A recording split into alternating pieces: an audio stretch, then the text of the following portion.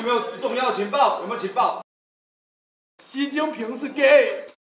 各位好，刚才那部影片好笑吗？但是你知道吗？因为刚才那部影片可能会让别人被告，发生什么事了？请听我娓娓道来。在6月的时候，一个频道发了这部影片，然后内容是一个山东的解放军被骗去打台湾，结果被2个国军抓住，然后他就举手投降。之后他说还有重要情报，而那重要情报呢，就是习近平是 gay。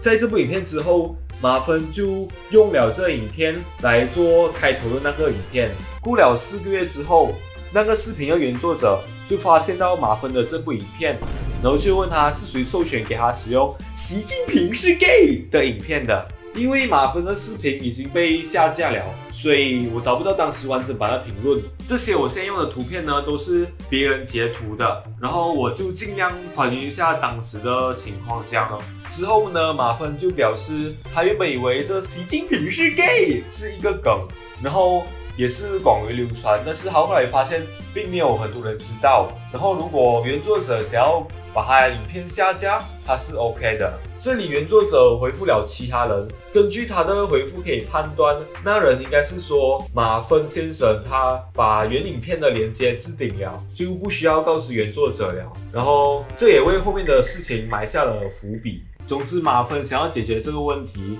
要他发声明或者下架影片，都让他知道。总之，他是知道自己理亏了。之后回复原作者的那个人呢，他就问那作者是要本人下架影片吗？但是好像就激怒了那原作者，就说原本他只是想要按版权，但是如果 YouTube 处理让他不满意的话，他就会去跑法院跟那个马芬玩呐，你以为？接下来呢，原作者就对马芬进行了一番深情的告白。这个内容呢是非常的长的，然后我不想要浪费大家的时间，也可以节省我上字幕剪辑的时间，于是我决定呢把它浓缩成一小段，然后尽量以不失真、贴近原文的方式讲解给你们听。这样的话就不会浪费到你们的时间，也可以节省我上字幕剪辑。总之就是原作者他非常不爽，他自己辛苦做出来的东西被别人偷掉。这时候标题的主角苏一飞登场了，你突然出现就像库里吧，带给我惊喜，虽然早知道会受伤，我还是愿意和你。苏一飞就和原作者解释，马芬的影片是在合理使用的条件下引用的，左括号非盈利目的顿号娱乐性质顿号，并且原作者的影片对于马芬的影片的创意价值占比很小，右括号，所以苏一飞不认同作者说的侵犯财产权的问题。苏一飞也表示理解原作者对于盗片行为的愤怒，但是如果他告马芬先生这个国中生的话，对于执法单位和马芬本人都非常有困扰，而且最后的结果可能是谁都不会赢。之后原作者回复苏一飞，他说要不要告是他的权利，赢不赢不重要，而且他认为合理使用不应该是随意取用。苏一飞再次回复，他说马芬先生的行为和那些偷完整部影片的行为是不一样的，他这个属于2次创作，属于合理使用的范围，并且搬出了中华民国的著作权法。之后我会去解读法条，所以现在先不讲，现在先讨论他们争执的点，就是到底有没有标注原作者跟有没有告知原作者。原作者表示呢，他在留言之前他是没有看到那个马芬先生有把原影片的连接给置顶的，而且那影片已经存在4个月了，马芬先生在这4个月之内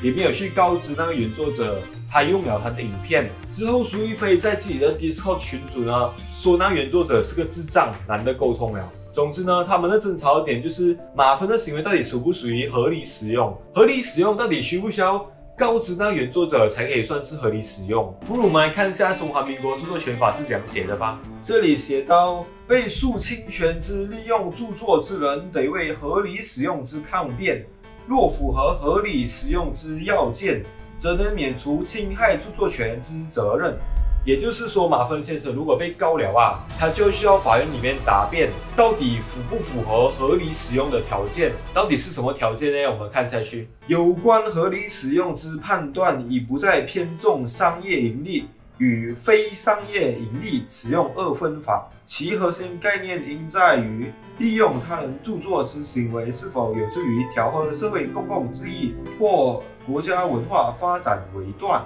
习近平是 gay。讲习近平是 gay 到底有没有助于公共利益或者是国家文化之发展？有啦，当然是有。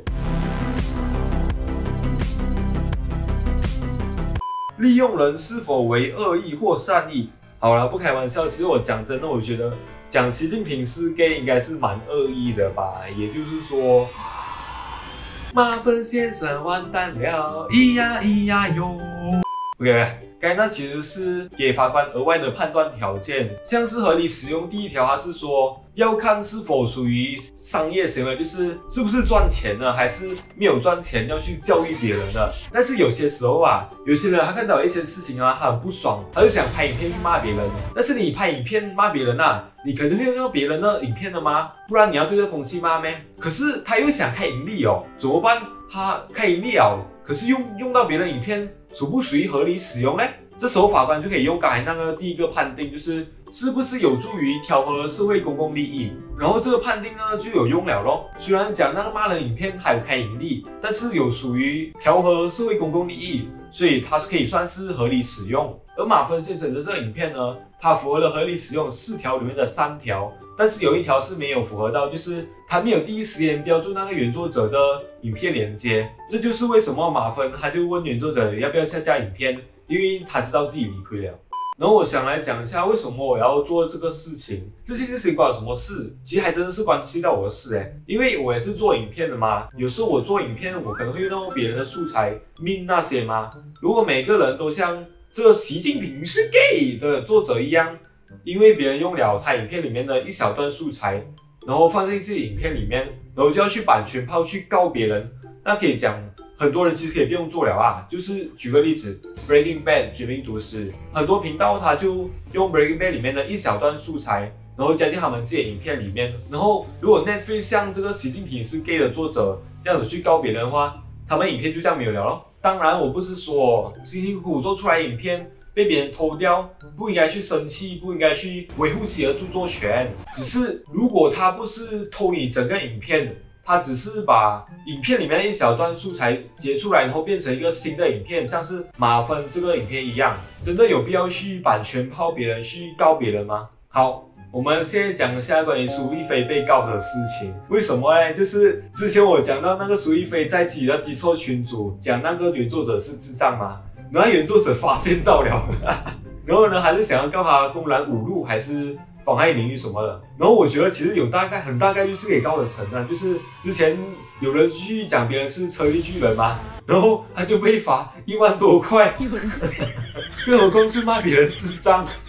好，最后我想来讲一下，如果我是那个原作者啊，我影片被别人偷掉了，我会怎样？看情况，像是呢，之前有人把我这个影片偷到了中国版的 TikTok， 也就是抖音啊，然后我也是很生气嘛，像这个原作者一样，然后我找了一些方法去想要把那人的影片搞下架，